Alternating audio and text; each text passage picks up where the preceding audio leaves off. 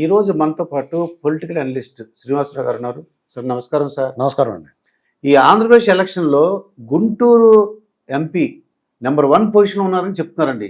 అంటే ఎలక్షన్ జరిగిన వెంటనే రిజల్ట్ నెంబర్ 1 అంటే పెమ్మసాని చంద్రశేఖర్ గారు అంట.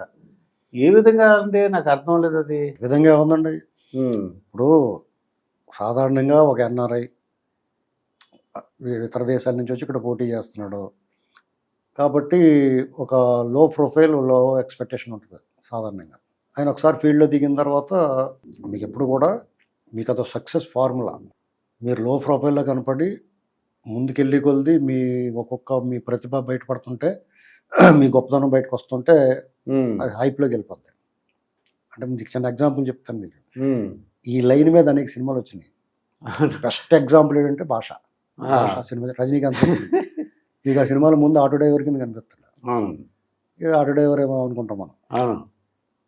అసలు వెనక పెద్ద స్టోరీ. అది మెల్లగా అతను వచ్చి అతను ఒకటి ఎస్టాబ్లిష్ అయ్యగలిది ఆకాశానికి వెళ్ళిపోద్ది అతను హీరోయిజం.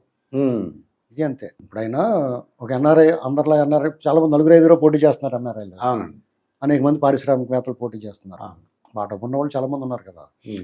అలాగే ఇన్ని లెక్కేసుకున్నారు. ఈయన వచ్చిన తర్వాత ఒక్కొక్కటి ఈయన ఎవరు ఏంటి అనేటువంటిది వస్తుంది. పైగా కొన్ని మీడియా సంస్థలు ఆయన్ని అసలు ఎవరి పెంసాని ఏంటిది ఇలాగా ఇస్తున్నారు, ఇక్కడ కష్టపడి పనిచేసిన వాళ్ళకి లేకుండా అప్పటికప్పుడు దిగిన వాళ్ళకి సీట్ ఇస్తున్నారు అనేటువంటి వాదనలో వార్తల్లో అన్నీ వచ్చినాయి. విమర్శలు కూడా చేశారు. అంటే మీడియా విమర్శ చేసింది. అదే మీడియాలో ఆయన గురించి మాట్లాడించడం అదే విధి. మనం ఎవరినైతే విమర్శించామో వాళ్ళతో ఇంటర్వ్యూ చేయాల్సి రావటం అదే.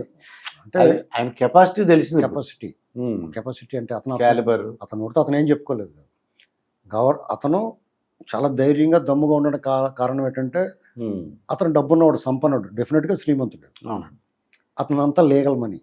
అది మొత్తం అంతా ట్యాక్స్ కట్టిన డబ్బులు. అది లీగల్ మనీ అంతే, సింపుల్. మరి దీనికి మళ్ళీ రకరకాల చెప్పక్కర్లేదు. లీగల్ మనీ అంటే అక్రమంగా సంపించింది. ఆయన దగ్గర ఉన్న ప్రతి రూపాయి లీగల్ మనీ. పైగా అతనేమో ఆషామాషిగా వాళ్ళ నాన్న లేకపోతే వాళ్ళ చుట్టాలు ఎవరో ఒకళ్ళు ముఖ్యమంత్రిలో, ప్రధానమంత్రిలో, లేకపోతే ఏదైనా మంత్రులు అయితే వచ్చిన డబ్బు కాదు. ఆయన ఒక డాక్టర్, వాళ్ళ భార్య కూడా డాక్టర్. ఉస్మానియాలో చదువుకున్నాడు ఆయన. ఉస్మానియాలో చదువుకోవడం అంటే మీరు డొనేషన్ కడితే రాదు. బాగా చదువుకుని మంచి ర్యాంక్ తెచ్చుకుంటేనే వస్తుంది. బాగా చదువుకున్నాడు, జనరల్ మెడిసిన్ చేసాడు, అమెరికా వెళ్ళాడు, ఆయన కష్టపడ్డాడు, అందులో వ్యాపారం కూడా చేసాడు. అంత లీగల్గా ఆయన ప్రతి రూపాయి కష్టపడి లీగల్ మనీని పోగేసాడు. ఇవాళ ఆంధ్ర రాజకీయాల్లో ఇవాళ అందరూ కొత్త అనుకుంటున్నారు. ఏం కాదండి. అంతకుముందు నర్సరావుపేట ఏరియాలో ఆయన అనేక సేవా కార్యక్రమాలు చేశాడు, సంక్షేమం చేశాడు. అనేక మందికి నీటి ఎద్దడు ఉన్న వాళ్ళు అందరికీ బోర్లు వేయించాడు. ఇది చాలా మంది తెలియదు. లోకల్గా ఉన్న వాళ్ళు తెలుసు ఆయన ఏం చేశాడు. ఇప్పుడు గుంటూరులో అన్నారు కదా, ఆయన యాక్చువల్గా నర్సరావుపేటలో నిలబడితే అంతకన్నా ఊపు ఉంటుంది. కానీ కృష్ణదేవరాయలు గారు కూడా మంచి క్యాండిడేట్ నర్సరావుపేటకు ఉన్నాడు కాబట్టి ఈయనకి గుంటూరు కేటాయించారు. ఇక్కడ మెయిన్ ఎంత డబ్బున్నా, ఎంత హోదా ఉన్నా, ఎంత మంచి పొజిషన్లో ఉన్నా ఆ వ్యక్తిత్వం, డౌన్ టు ఎర్త్ బిహేవియర్ అనేటువంటి చాలా ముఖ్యమండి. అహంకారం కానీ, అతిశయం కానీ, ఆడంబరం కానీ లేకుండా నోటుకొచ్చిన మాట్లాడడం కానీ, సింపుల్గా ఉండడం, హంబుల్గా ఉండడం, హానెస్ట్గా మాట్లాడడం. అలాగని చెప్పేసి అతి వినయం చేయకపోవటం. అతి వినయం దూరత లక్షణం కదా. అలా కాకుండా ఎలా ఉండాలో అలా ఉంటున్నాడు అంతే. ఒక జెంటిల్మెన్ ఎలా ఉండాలో అలా ఉన్నాడు. అలాగే ధైర్యంగా, దమ్ముగా, కాన్ఫిడెంట్గా కనిపిస్తుంది. అదే అండి విచిత్రం. చాలా కాన్ఫిడెన్స్ ఆయనలో. అన్నారు కదా కాన్ఫిడెంట్ అని. చాలా అలా బయలు అక్కడ గెలుస్తాను తెలిసిపోయినట్టున్నాడు. ఎందుకంటే అందరికీ తెలుసు రాష్ట్రంలో మీరు అన్నట్టుగా అతనే పోటీకి మనిషి వెళ్ళాడు. వచ్చిన కూడా వెనక్కి వెళ్ళిపోయారు. 3-4 మారిపోయారు. ఇక జగన్ తప్ప వేరే ఎవరు లేడు. జగన్ కూడా భయం వేసి వెళ్ళి ఉన్నాడు. కాబట్టి ఆయనకు మాత్రం కాన్ఫిడెంట్గా ఉండాలి. నాయకుడు అన్నవాడు కాన్ఫిడెంట్గా ఉండాలి, ధైర్యంగా ఉండాలి, ఆత్మవిశ్వాసంతో ముందుకెళ్తే వాళ్ళు వెనకాల నడిచి కూడా అందరూ గట్టిగా నడుపుతారు. ఆ గుంటూరు పార్లమెంట్ పరిధిలో ఉన్న 7 అసెంబ్లీ సెగ్మెంట్లు కూడా ఈయన పార్లమెంట్ అభ్యర్థిగా చాలా బలం వాళ్ళకి అన్ని రకాలుగా. కాబట్టి పెమ్మసాని చంద్రశేఖర్ గారు చాలా మందికి, ఆయన ఒక డాక్టర్. పెమ్మసాని చంద్రశేఖర్ యుఎస్లో ఉంటారు, మంచి డాక్టరు, మంచి వ్యాపారవేత్త అన్నది తెలుసు చాలామందికి. ఆయనకు బాగా దగ్గరగా ఉన్న వాళ్ళకి అతని బిహేవియర్, అతని పద్ధతి, అతని విధానం తెలుసు.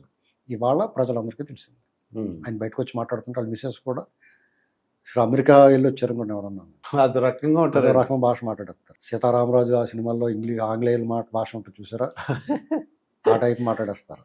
అదంతా ఏం లేకుండా స్వచ్ఛమైన తెలుగు, అంటే మాతృభాష పట్ల ప్రేమ, మాతృభూమి పట్ల అనురాగం, బాధ్యత, ఇలా ఉన్నవాళ్ళు అరుదుగా ఉంటారు.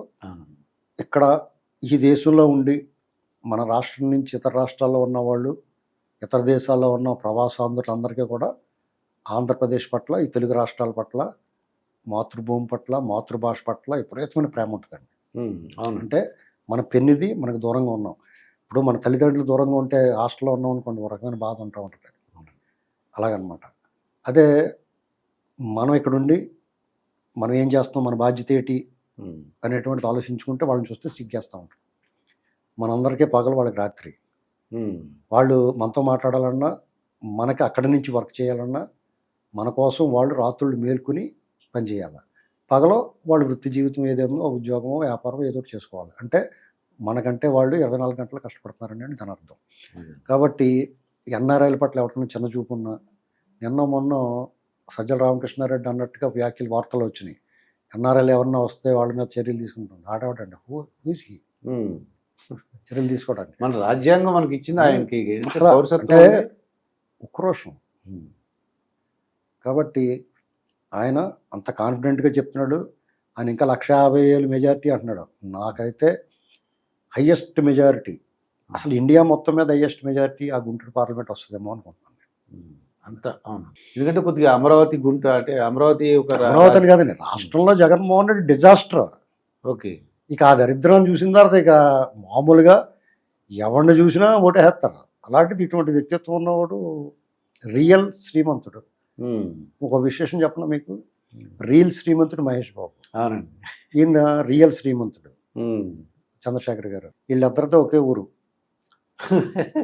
బురిపాల. అది అదనమాట వెరైటీ. దీన్ని బట్టి డెఫినెట్గా ఆయన గెలవడానికి అవకాశం ఉంది. అదే ఏంటి వెనకాల ఇంత కాన్ఫిడెంట్గా ఉన్నారు. నేను ఒక ఇంటర్వ్యూలో మాట్లాడుతున్నాను అనమాట. అసలు ఇంత డైరెక్ట్గా అంటే ప్రజలు అనుకున్నది కూడా ఆయన గెలుస్తారని చెప్తున్నారండి. మీరు అన్నట్టు హైయెస్ట్ మెజార్టీ రావడానికి అవకాశం ఉంది. అంటే ఆయనకు అనేక అంశాలు కలిసి వస్తాయి. పార్టీ బలం, జగన్మోహన్ రెడ్డి దరిద్రం. అవునండి. అంటే ఆడ మొహం చూడటానికి ఇష్టం లేదనుకునే వాళ్ళు ఉన్నారు ఇప్పుడు. అవునండి. నిన్న మొన్న ఇంటర్వ్యూ చూశాను, ఒక ఆయన రెడ్డి గారు మాట్లాడుతున్నాడు.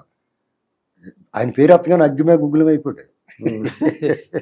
అంటే జనాల్లో ఎంత వ్యతిరేకత ఉందో చూడండి. అది కాకుండా ఈయన వ్యక్తిత్వం, డౌన్ టు ఎర్త్ బిహేవియర్, హంబుల్గా ఉండటం, బాగా మాట్లాడగలటం, తెలుగుని స్వచ్ఛంగా మాట్లాడుతున్నాడు. అది అందరినీ ఓన్ చేసుకుంటారు అంతా. మనోడే ఇప్పుడు ఇతను చేయగలుగుతాడు రా. ఇప్పుడు ధైర్యంగా డబ్బులు ఎఫిడవిట్లో ప్రకటించారు అందరూ ఉన్నాయి.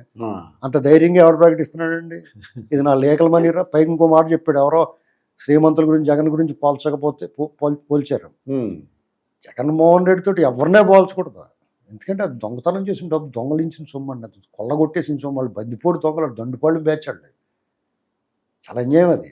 వ్యాపారాల్లో కొంతమంది ట్యాక్సులు కట్టకుండా ఎగ్గొట్టి కొంతమంది సంపాదించుకుంటారు. వీళ్ళు కడుపులు కొట్టి, నెత్తులు కొట్టి, పైకి పంపించేసి సంపాదించిన సొమ్ము లాక్కుని. కాబట్టి జగన్మోహన్ రెడ్డి తోటి ఎవరినే పోల్చకూడదు, ఈయన్ని కూడా పోల్చకూడదు. ఇదండి శ్రీనివాసరావు గారితో జరిగిన ఇంటర్వ్యూ. మరొక ఇంటర్వ్యూతో మీ ముందుంటాను. మీ మాస్టర్ దుర్గాప్రసాద్.